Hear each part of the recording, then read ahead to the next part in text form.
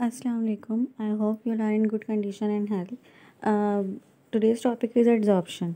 इससे पहले कि हम आगे अपनी स्लाइड्स की आगाज़ करें, अगर आपने मेरी वीडियो को को लाइक नहीं किया है तो प्लीज़ इसको लाइक करें, और अगर मेरे चैनल को सब्सक्राइब नहीं किया है तो सब्सक्राइब करें ताकि मेरी वीडियोस और जो भी मैं इंफॉर्मेशन अपनी वीडियोस में दे रही हूँ वो आपके पास पहले से पहले पहुंच जाए, आपको सर्च करना ना पड़े, आपके पास नोटिफिकेशन आ जाए। ठीक है। और अगर मेरी वीडियोस आपको और इन्फॉर्मेटिव लगती हैं और आप चाहते हैं कि दूसरे भी इससे फ़ायदा उठाएं तो उसको ज़्यादा से ज़्यादा शेयर करें। तो आगे चलते हैं। स्लाइड में है हमारी types of adsorption. Depending upon the nature of a forces which hold the molecules of the adsorbent on the surface of the adsorbent, the adsorption is classified into two types। यानी कि किस force के तहत वो surface के ऊपर hold हो रही हैं मॉलिक्यूल, जिस फोर्स के तहत फिज़िकल फोर्स है या केमिकल फोर्स है। तो क्या कहते हैं, इन क्राइटेरियाज को ध्यान में रखते हुए टू टाइप्स होती हैं एड्जॉर्प्शन की। ठीक है।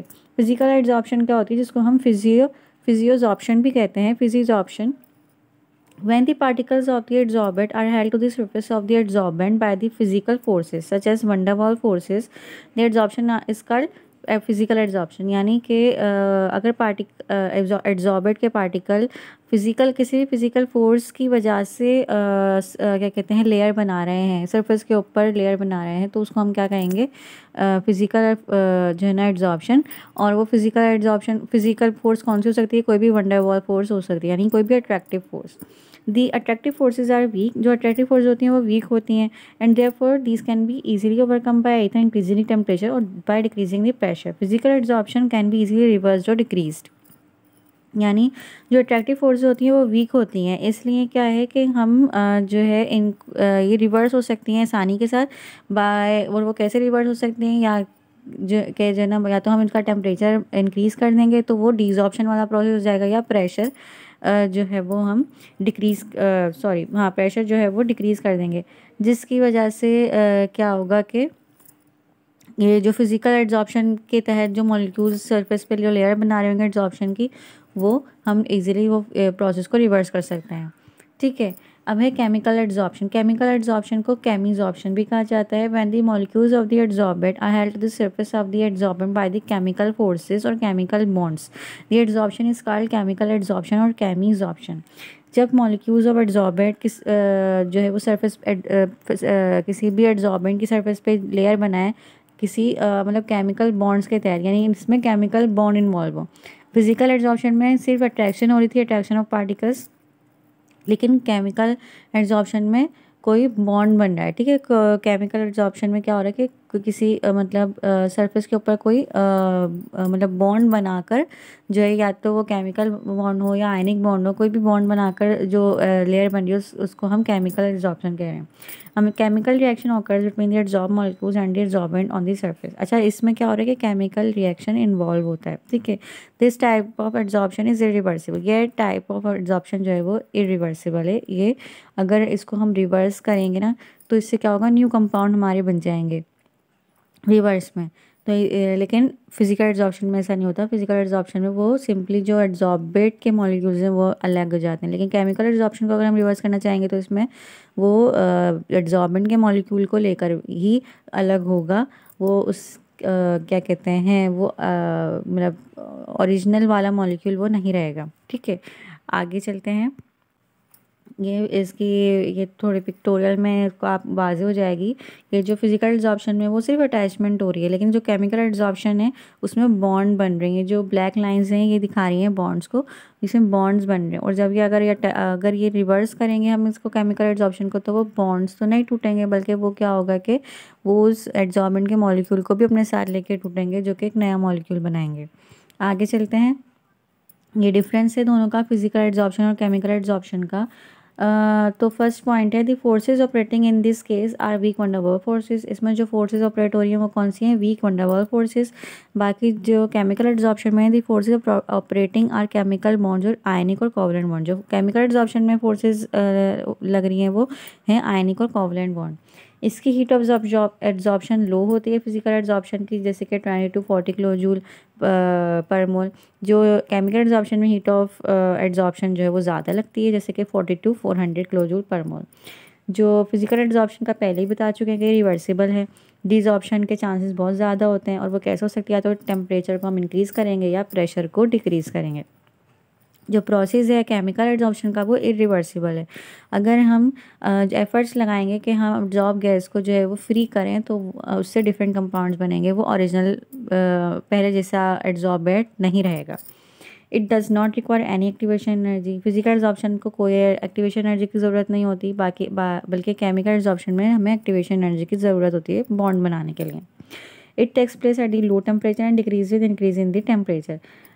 टेम्परेचर का जो है इसमें रिलेशन है वो ये है कि ये लो टेम्परेचर पे होती है फिजिकल एड्जॉर्प्शन, लेकिन and decrease with increase in the temperature. और अगर हम इसका टेम्परेचर इंक्रीज़ करेंगे तो वो डिक्रीज़ हो जाएगी, डिसऑर्प्शन का फेनोमेना शुरू हो जाएगा। केमिकल एड्जॉर्प्शन में उल्टा है। ये जो है ना, इस टाइप ऑफ एड्जॉर्प्शन में पहले इंक्रीज टेम्परेचर चाहिए होता है, और फिर adsorption first increases with increase in temperature. पहले जो है वो इंक्रीज़ होती है इंक्रीज इन टेम्परेचर से, और फिर जब हम इंक्रीज़ करते चले जाते हैं तो वो कम होना शुरू हो जाते हैं, क्योंकि सारे जब बॉन्ड सेटिस्फाई हो जाएंगे तो फिर वो उसमें कमी आती जाएगी। It is not specific in nature of all gases absorb all solids to same extent. Physical absorption कोई स्पेसिफिक नहीं होती, क्योंकि वो अट्रैक्टिव फोर्सेस होती हैं। ये सारी गैसेस के ऊपर एक तरह की ही फोर्सेस लगती हैं, लेकिन जो केमिकल एब्जॉर्प्शन होता है वो हाईली स्पेसिफिक होते हैं, क्योंकि केमिकल बॉन्ड कौन से कंपाउंड आयनिक बना रहे हैं, कौन से कंपाउंड कोवलेंट बना रहे हैं, तो इसमें स्पेसिफिक नेचर हो जाती है बॉन्ड्स की वजह से। It increase with the increase in surface area of the absorbent. Surface area increase करेंगे तो फिजिकल एब्जॉर्प्शन बढ़ेगी, ठीक है, क्योंकि सरफेस एरिया इंक्रीज़ करेंगे तो क्या होगा कि सरफेस का जो एरिया है वो बढ़ जाएगा, जिससे ज़्यादा अट्रैक्शन हो सकेगी मॉलिक्यूल्स के एब्जॉर्बेट के, वो ज़्यादा एब्जॉर्बेट के मॉलिक्यूल सरफेस पे हमें नज़र आएंगे। इसी तरीके से केमिकल एब्जॉर्प्शन भी है, ये भी इंक्रीज़ होती है with increase in the surface area. जितना ज़्यादा सरफेस पे जो है ना मॉलिक्यूल्स होंगे, उतने ज़्यादा जो है वो केमिकल बॉन्ड बनेंगे, और उतने ज़्यादा एड्जॉर्बेंट मॉलिक्यूल हमें एड्जॉर्बेंट की सरफेस के ऊपर नज़र आएंगे। लास्ट पॉइंट है, it forms multi molecular layer. Physical absorption में क्या हो रहा है कि मल्टी लेयर्स बन सकती हैं। अट्रैक्शन हो रही है ना, एक पार्टिकल दूसरे पार्टिकल को अट्रैक्ट करेगा, क्योंकि कोई बॉन्ड तो बन नहीं रहा, तो वो अट्रैक्शन के तहत वो मल्टी लेयर्स बना सकते हैं। लेकिन केमिकल एड्जॉर्प्शन में मल्टी लेयर्स नहीं बन सकती, क्योंकि फर्स्ट लेयर जो होगी वो एड्जॉर्बेट की होगी, जो सेकंड लेयर बनेगी तो वो एड्जॉर्बेट की ही बनेगी। तो क्योंकि जो एड्जॉर्बेंट के जो सरफेस से मॉलिक्यूल है वो सारे सेटिस्फाई हो चुके होंगे फर्स्ट लेयर से, तो सेकंड लेयर पे तो फिर वो सेकंड लेयर किससे जो है ना बॉन्ड बनाएगी, वो तो फिर एड्जॉर्बेट के ही लेयर होंगे, इसलिए कोई सेकंड लेयर नहीं बनती इसमें, ये यूनिमॉलिक्यूलर लेयर इसमें बनती है, ठीक है। Enthalpy of adsorption. Enthalpy of adsorption क्या है? The amount of heat evolve when 1 mole of an adsorbent gas और liquid is adsorbed on the surface of an adsorbent is called enthalpy of adsorption. यानी जब 1 mole of adsorbate gas या liquid adsorb हो किसकी surface के ऊपर, adsorbent की surface के ऊपर, तो जो अमाउंट ऑफ हीट यानी जो हीट इवॉल्व होती है ना, कि जितने भी अमाउंट में हीट इवॉल्व हो रही है वो उसकी एंथैल्पी कहलाएगी, enthalpy of adsorption. The enthalpy of adsorption for chemisorption is larger. Chemisorption की जो केमिकल एड्जॉर्प्शन जिसे बॉन्ड बन रहे हो उसकी एंथैल्पी ज़्यादा होती है। क्यों? क्योंकि उसमें टेम्परेचर ज़्यादा लग रहा होता है, इसलिए उसकी एंथैल्पी ज़्यादा होती है than that for physical adsorption. Physical adsorption की एंथैल्पी कम होती है। क्या थी एंथैल्पी? एंथैल्पी थी कि जो अमाउंट इवॉल्व हो रहा है हीट का, जब कोई भी एड्जॉर्बेंट के ऊपर की सरफेस पे लेयर बना रहा है, तो जो अमाउंट ऑफ हीट इन्वॉल्व हो रही है ना, वो एंथैल्पी कहलाएगी सिंपली। सही है, अब आगे चलते हैं। Mechanism of adsorption.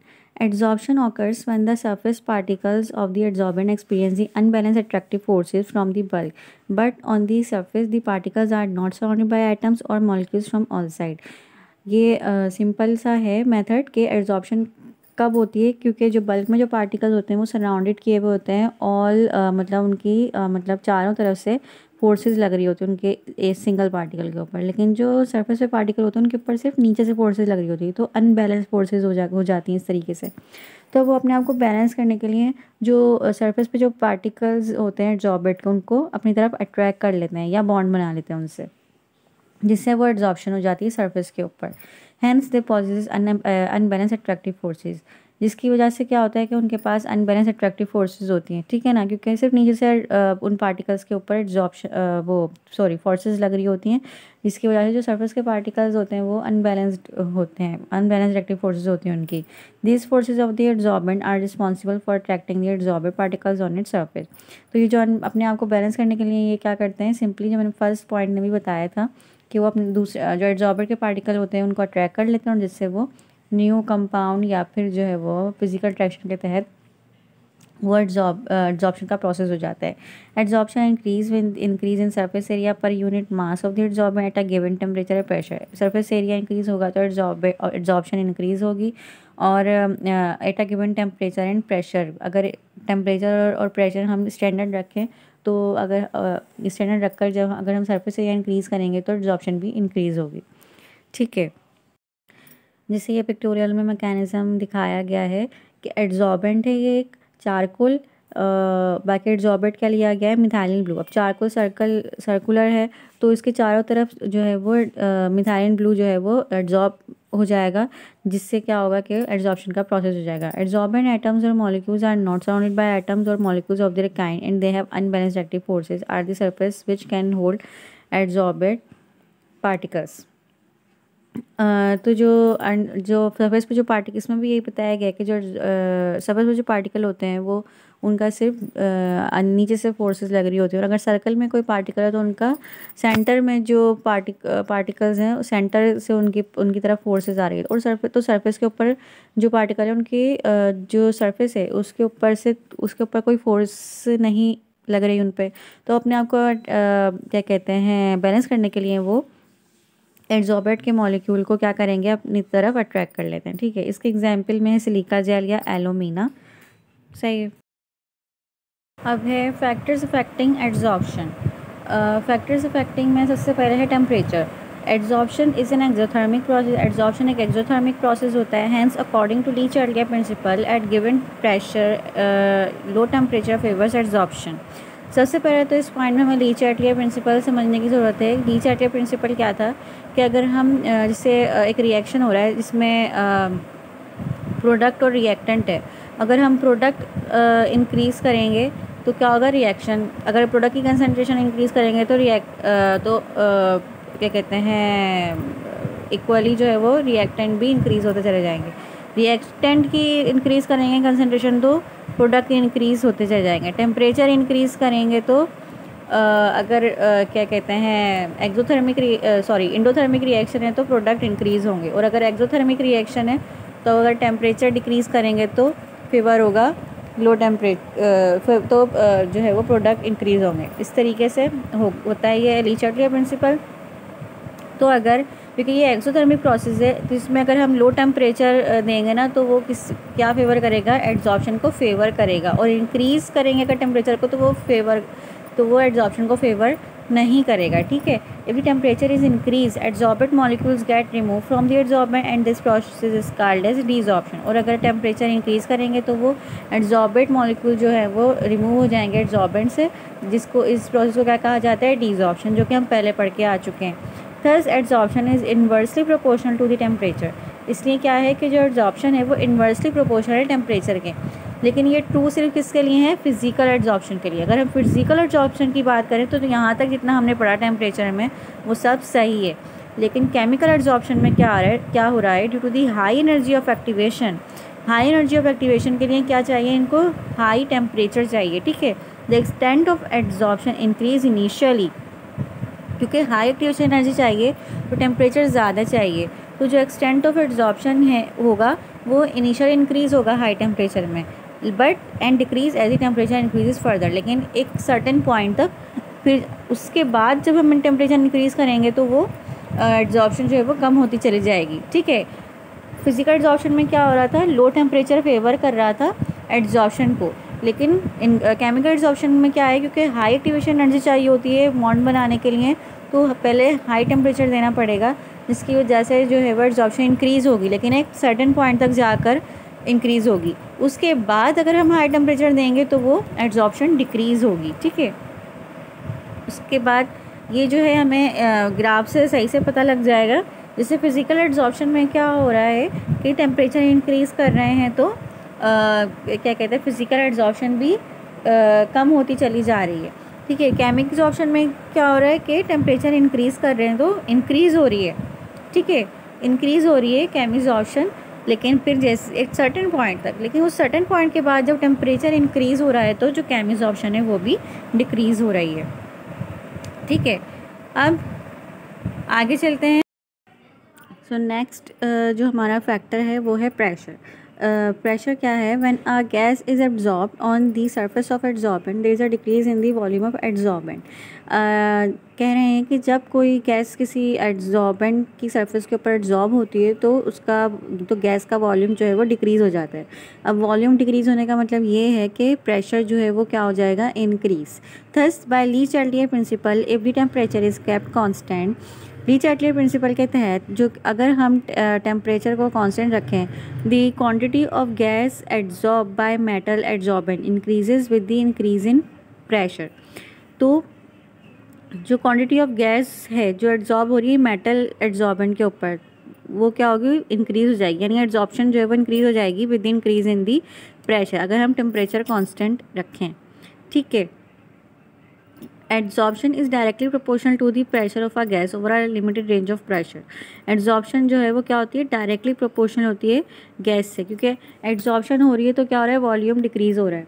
ठीक है, जब वॉल्यूम डिक्रीज़ होगा तो प्रेशर इंक्रीज़ हो जाएगा, यानी जितनी ज़्यादा एड्जॉर्प्शन होगी उतना ज़्यादा प्रेशर लगेगा। ठीक है, इसलिए एड्जॉर्प्शन जो है वो डायरेक्टली प्रोपोर्शनल हो जाती है प्रेशर के। ठीक है, अब आगे चलते हैं। एट लो प्रेशर पे क्या होता है? The extent of adsorption is directly proportional to the pressure. Low pressure पे जो एक्सटेंट ऑफ एड्जॉर्प्शन है वो डायरेक्टली प्रोपोर्शनल होती है प्रेशर के। सो इसलिए जो लो प्रेशर है उसका जो ग्राफ बनेगा वो स्ट्रेट लाइन बनेगी। मींस के जितनी जैसे जैसे प्रेशर बढ़ाते जाएंगे वैसे जैसे जितना लो प्रेशर होगा उतना ही जो है वो उतना ही लो जो है वो एक्सटेंट ऑफ एड्जॉर्प्शन होगी। Eight medium pressure the extent of adsorption increases less rapidly with increase in the pressure. Hence for medium pressure the graph is a curve. जो मीडियम प्रेशर पे क्या होगा? जो एड्जॉर्प्शन होगी ना, एक्सटेंट ऑफ एड्जॉर्प्शन, वो increase होगी less rapidly, मतलब आहिस्ता आहिस्ता इंक्रीज़ होगी। इसमें जो उनका ग्राफ बनेगा वो कर्व बनेगा। एट हाई प्रेशर जो एक्सटेंट ऑफ एड्जॉर्प्शन होगी वो इंडिपेंडेंट होगी प्रेशर से। ये जो है ना, एड्जॉर्प्शन का कोई लेना देना नहीं होगा प्रेशर से, इसलिए जो हाई प्रेशर में का जो ग्राफ बनेगा वो पैरेलल बनेगा उसके पैरेलल प्रेशर के एक्सिस से, यानी उस जो प्रेशर का एक्सिस होगा उसके पैरेलल ग्राफ बनेगा। ठीक है, मींस के उसका कोई लेना देना नहीं होगा, हम बड़े से इंक्रीज़ करते जाएंगे लेकिन वो अपने ही हिसाब से जो है ना वो एड्जॉर्प्शन होगी। ठीक है, नेक्स्ट चलते हैं। तो नेक्स्ट जो हमारा फैक्टर है वो है nature of adsorbent. Because adsorption is a surface phenomena the number of adsorption increases according to the amount of surface area of the adsorbent. क्योंकि एड्जॉर्प्शन क्या है? फर्स्ट पॉइंट कह रहा है इसका कि एड्जॉर्प्शन सरफेस फेनोमेना है, तो जितना क्या कहते हैं सरफेस एरिया बढ़ाएंगे तो उतना ही एड्जॉर्प्शन होगी। The higher the surface area of an adsorbent, the finer the surface division or the rougher the surface texture, as a result of which the adsorption will be larger. जितना ज़्यादा higher surface area होगा adsorbent का तो उतनी फाइनर जो है वो surface division होगी या रफर जो है वो सरफेस टेक्सचर होगा, जिससे क्या होगा? एड्जॉर्प्शन जो होगी वो हमें लार्ज मिलेगी। Metal catalyst is finely divided from colloidal form, rough surfaces and activated adsorbent provide a greater surface area than other forms of metal catalyst.